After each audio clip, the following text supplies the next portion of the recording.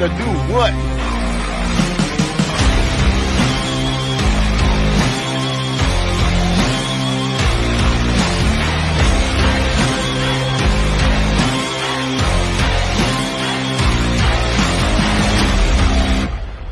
What is going on, everybody? This is Mike Hughes, a.k.a. The Shy Kid, baby. We back. We better than ever. Having another episode of the Shy Kid podcast, only brought to you by the Give Us a Shot Network. So make sure you give us a like, give us a follow if you haven't already. The link is in our bio below. Instagram, TikTok, cut, everything around the sun. We are in there like swimwear. But let's get into it, baby. We got a lot of things we're going to be talking about tonight. Let me mute my phone because before we get into the All NBA show, we are going to be specifically talking about the Chicago Bulls. Everybody and their mama hates when I talk about the Chicago Bulls, but that's exactly what we're going to be doing tonight. Just had to do a quick mic check really quick if you're wondering why that happened. Standing a little too close to the mic tonight, so I definitely got to figure out my technical difficulties on why that keeps happening. But with that being said, man, let's get right into it. Let's have a legitimate conversation. The Chicago Bulls, or these young Bulls, we should talk about. You know, this Bulls team obviously wanted to get a lot younger. Arturis, Mark Eversley and company spoke about it at the end of the season. They need to get younger. They understand the formula is not working. And they're standing on business. They're standing on it right now. Obviously, we already talked about it just about a week or two ago, feels like. Josh Giddey joining the Chicago Bulls organization was kind of the ultimate deciding factor of what we already understood as fans. They are going into a rebuild. And that's really what it comes down to not get a single pick for Alex Caruso, what Alex Caruso's value was, potentially getting a top 10 pick, didn't end up happening towards the deadline of the trade deadline of 2023, 2024. That's neither here nor there. What we do know is this. Josh Giddey is a Chicago Bull. He is expecting to be in a guard group of Ayo Dosunmu, Kobe White, and Dalen Terry. He did not once mention Lonzo Ball. So we know the Chicago Bulls are actively shopping right now, damn near trying to give away Zach Lavine. They're trying to offload the contract of Lonzo Ball and Nikola Vucevic. DeMar DeRozan seems to be in a standoff right now, trying to figure out what's happening with him. Are we going to let him do a sign and trade? Is he just going to sign elsewhere? Who knows? We're figuring all that out as we currently speak. There's been a lot of stuff going on throughout the league today. Obviously, the biggest one being Paul George going to the Philadelphia 76ers. And if you're following us on Give Us a Shot Network right now, definitely tune into our show at 8 p.m. Central, 9 p.m. Eastern for myself, Germ, and my guy, the man, the myth, the legend himself, Dwayne Marcus of Protect Our Queens. We're going to be talking about everything around the sun, NBA free agency. So tune into that. This is a specific Bulls show. We're going to get into it. Let's talk about it. Here's the big thing for me.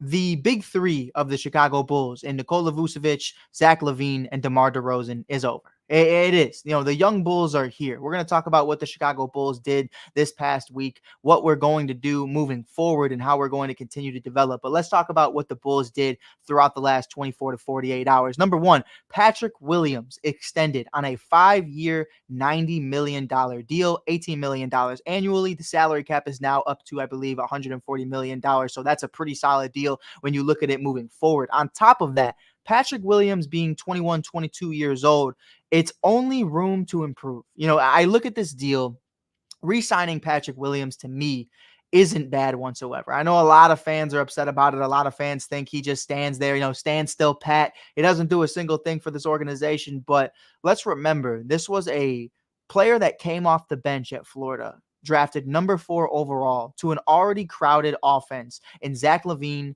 Kobe White, DeMar DeRozan, Nikola Vucevic, and obviously Lonzo Ball for the 35-plus games he played.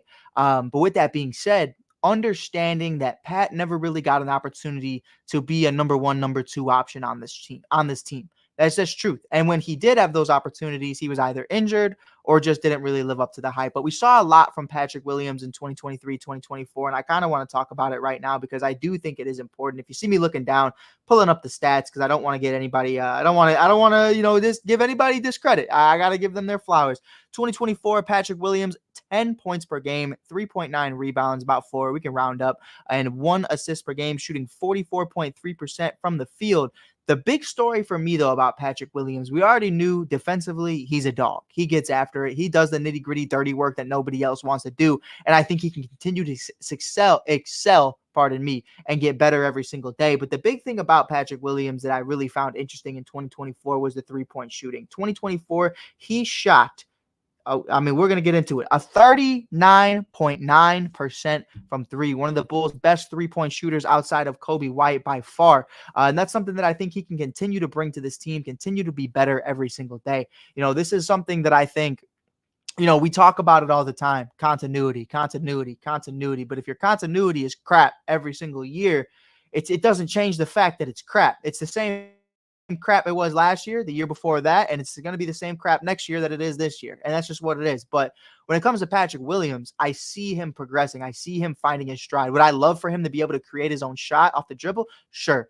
Can he just be a catch and shoot guy in the corner?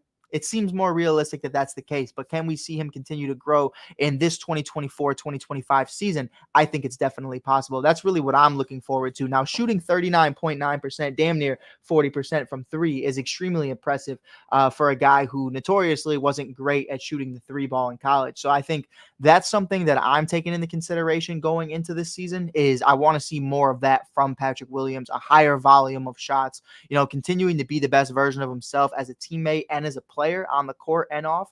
I think that's obviously, that's what you want to hear. That's what you want to hear from guys like me. That's what you want to hear from the coaching staff. Billy Donovan, he's a great teammate. He's a great person. That's awesome. Can you fucking hoop? That's what it comes down to at the end of the day. I want to see Patrick Williams take that next step. He's 22 years old this season, and that's really the time. I mean, that's 22 to 27 years old is when you really find out what kind of player you have. And I'm not saying everybody needs to come into the league at 21 or 18 years old, fresh out of high school, and just be a dog. But we see guys doing it. You know what I mean? Kobe White.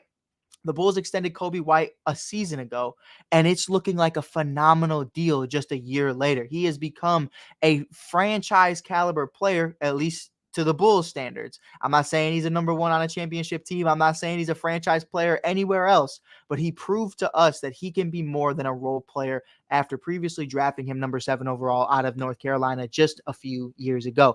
With that being said, though, from Patrick Williams, it's either you're injured, you're not available, and the best ability is availability at the end of the day, or you're just not living up to expectations, or the biggest thing about that is you just sometimes look lost. I think he looks lost in the offense, like he doesn't really know what his role is, what he's supposed to do. And I think with this new look Chicago Bulls offense, it's going to be interesting to see what he's able to do in the closings of games without DeMar DeRozan, hogging the ball in the fourth quarter. King of the fourth quarter, shout out to him. Kobe White obviously is going to get a lot of touches as well, but with such a young squad, it's going to be really interesting to see how we continue to move forward and how we continue to get better. But let's get into our second signing of free agency. This morning, I was asleep. I ain't even going to lie. I was up till 3 a.m, wasn't feeling my greatest. The Chicago Bulls bring in Jalen Smith from the Indiana Pacers. I mean, it's definitely an interesting signing. I think that's one of the ones for me where we look at it for what it is at this moment. 3-year, $27 million deal. He's 6'9". I believe he's 24 years old. This is somebody that I believe is going to have success. This is somebody that I believe is going to be able to be the best version of himself on this Bulls team just because the lack of competition. Obviously, we all understand. We are actively trying to shop Nikola Vucevic. We're trying to get him off the books. Andre Drummond, big worm. Love you, dog, but he's a Philadelphia 76er, and you better believe in about 20 minutes, I'm going to have a huge argument with Jerm Edwards for snatching him up from us. But Jalen Smith right now is really in a competition with himself. He's an undersized center. He can play the 4, but he's great at rebounding the ball. He knows exactly where he's supposed to be. Averaged 9.9 points, 5.5 rebounds, and 1 assist per game, shooting 59.2% from the field in 2024, obviously behind Miles Bridges and company. This is somebody that I think is going to continue to have success, continue to grow. I'm not trying to sit here and say he's the best player in the league. I'm not trying to sit here and say he's going to turn into an all-star. My big thing, the best ability is availability. He has missed games in years prior. That's definitely something I'm concerned about, but he's been healthy relatively throughout the last 2 seasons. This is somebody that I believe is going to continue to get better and somebody that I think we should take a chance on. So looking at the 2024 season from a three-point shooting perspective, he shot 42% from 3. 42% from 3 as a big man. Now, was it a high volume, a low volume? Well, we look at it for what it is. It wasn't the biggest. You know what I mean? It's not the biggest jump in the world, but in small sample size, he's shooting elite level range basketball. So, I mean, I'm excited to see what he's going to be able to bring. 3 years, $27 million. It's not the end all be all. Like I said, especially with the salary cap going up. I really love these signings for the Bulls. These are young pieces. These are young players that are going to continue to grow, continue to get better. Like I said earlier, the era of Zach Lavine, DeMar DeRozan, and Nikola Vucevic is over. This is the young bull era now. We have Kobe White and Ayo Dosunmu and Jalen Smith, 24 years of age. You have guys like Patrick Williams, still 21 years old. Matas Buzelis, he's freshly 19 years old. Josh Giddey is 21 years old. This team is young. This team is going to continue to get better, continue to grow every single day with each other. Are they great? No. Is there a superstar on this team? Fuck no. But one thing is true. They can continue to grow together, build chemistry, build continuity, be the best versions of themselves, and that's what I'm really excited about. I think this team has potential to look like a young OKC Thunder team minus Shea. That's really what it comes down to. I mean, you have to understand that this is only 19 to 21-year-old age range. You know what I mean? Like, we have to continue to grow, continue to get better every single day, and that's a fact. But if you can get that SGA type caliber player, maybe that's Kobe White, maybe that's Matas, who knows? If it's one of them and we already have them, this young core automatically looks a lot better on paper than what it was years past. Julian Phillips and company, Dalen Terry. I as much as I love those guys, if it's one of those guys, that's great too. If I'm wrong and Dalen Terry ends up being the next Michael Jordan, the next Black Jesus, the next Derrick Rose, whatever you want to call him, that's perfectly okay. That's perfectly okay. Like, you nickname him the GOAT. I don't care. If you want to take all the Michael Jordan references, that's fine. If that's the case, that is perfectly okay. But I'm just saying it's just not very likely. But I think for me, man, understanding that this team is going to get better. This team is trying to grow and go into the right direction. They bring in Jalen. They bring back Pat. You have Ayo and Kobe and Josh. Obviously, you're trying to build something with a young core. And with that being said, we talk about that. If there's a case that nobody wants Zach Lavine, you have this young core of new young Bulls players with Zach Lavine. Can he lead them to the playoffs? That's the question. You know what I mean? And I think that's really one of those conversations where only time will tell. Obviously Zach remaining on the team does make it awkward for somebody like Ayo or Kobe because they've taken such great strides. They've been the best versions of themselves. Who knows if they're going to be able to be that in the foreseeable future if Zach Lavine is still here holding the ball in his hands the majority of the time or taking the most shots. So that's what I think is going to be really interesting. I'm not quite sure how deep that's going to go. I'm not sure, what the circumstances are going to be with Zach at this point in time. From what we understand, they can't even give him away. It's really what it comes down to. And, I think for me, the big thing about Zach moving forward, what I want to see happen is just bite the bullet, no matter what it is. Get expiring deals like we saw with James Harden and the Philadelphia 76ers to where they're able to get a Paul George in free agency because they figured out how to get a max slot in that free agency process. It's easy. I mean, you just go to a team that's desperate enough to take them. What's not easy is convincing somebody to get a max player who's not worth max money. And I said it from day one. I didn't believe Zach Lavine was worth a super max, was worth a max in general. And you can watch back on all the pods we did prior to this. And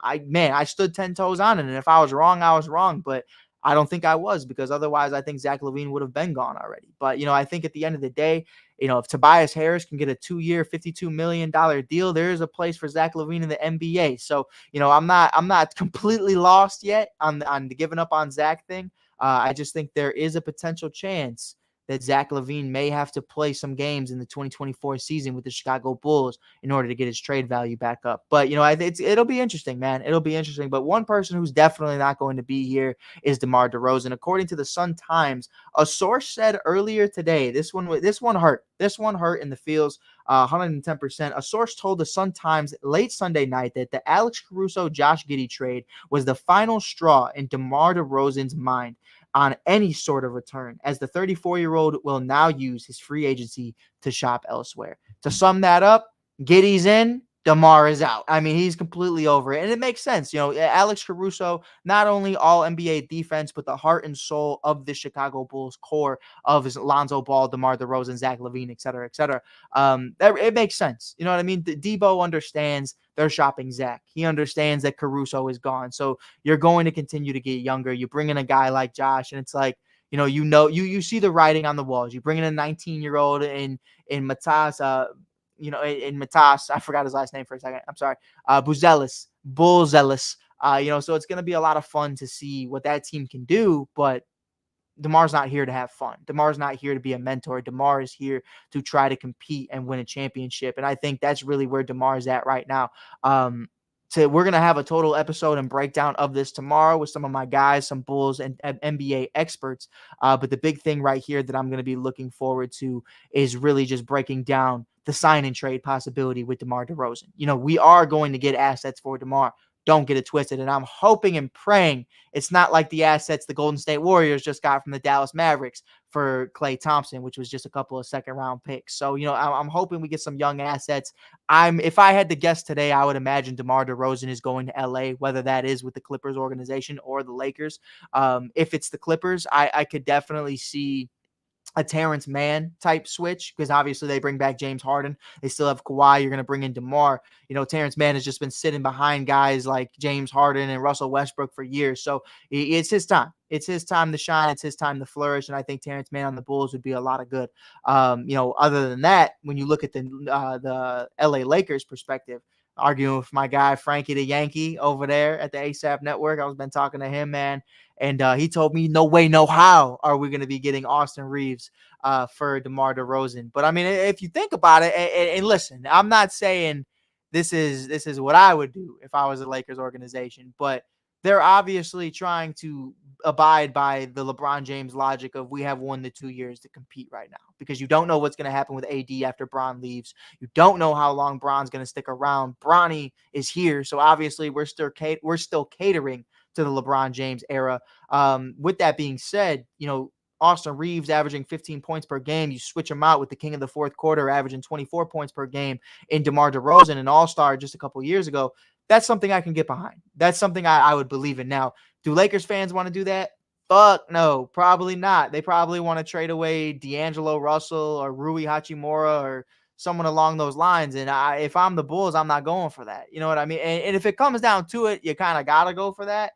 But I would do whatever I had to do to get somebody like Austin Reeves or D'Lo, period. And if I end up with just Rui, as much as I like Rui, it's definitely not enough. But I'm excited to see what this young Bulls team can do. I'm excited to see how we continue to get better. I didn't talk a lot about Matas Buzelis today, but we're going to be doing a draft breakdown for the Chicago Bulls in a couple of days. We got the week off with the Chicago Sky on the road until July 10th when they face off against, I believe, the Atlanta Dream.